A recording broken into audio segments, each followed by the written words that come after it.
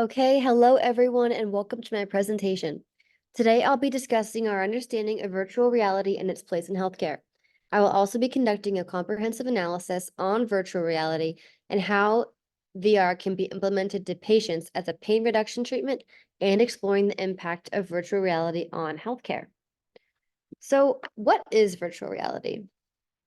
Many people have heard of Oculus Quest as it's a very popular virtual reality headset that's sold pretty much anywhere.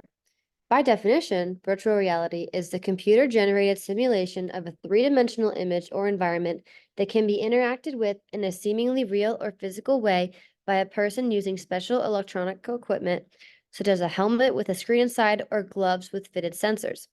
Why does virtual reality matter to healthcare workers, though? Isn't it just a fun way to release stress and have fun?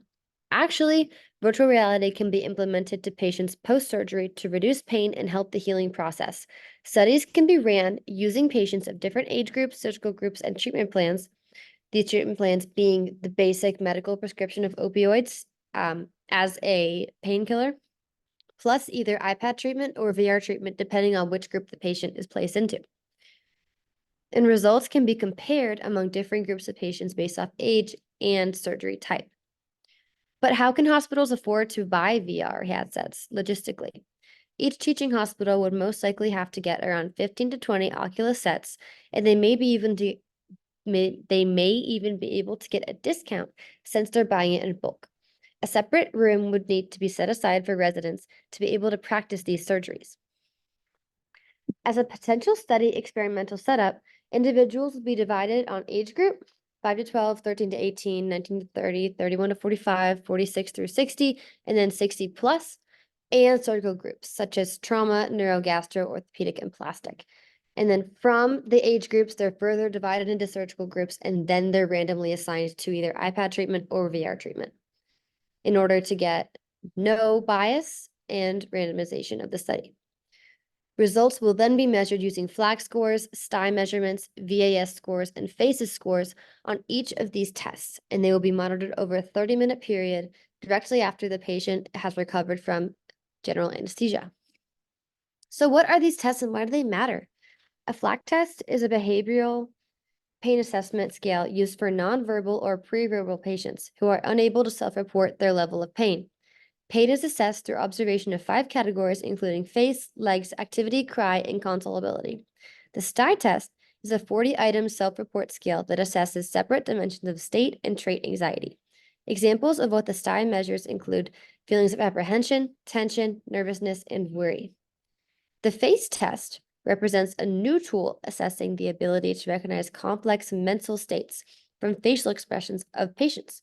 Overall, these results support its use in both clinical and surgical settings, as well as the presence of affective processing deficits in a subsample of PD patients. The Visual Analog Scale, or VAS, is a validated subjective measure for acute and chronic pain. Scores are measured by taking a handwritten mark on a 10-centimeter line that represents a continuum between no pain and worse pain. Each of these tests monitor the patient as they're undergoing either iPad or VR treatment along with their prescribed opioid treatment for pain. So these tests are conducted over the 30-minute period that their iPad or VR treatment is implemented on the patient in order to assess pain levels and whether or not the treatment is contributing to the pain levels or making the pain easier to deal with.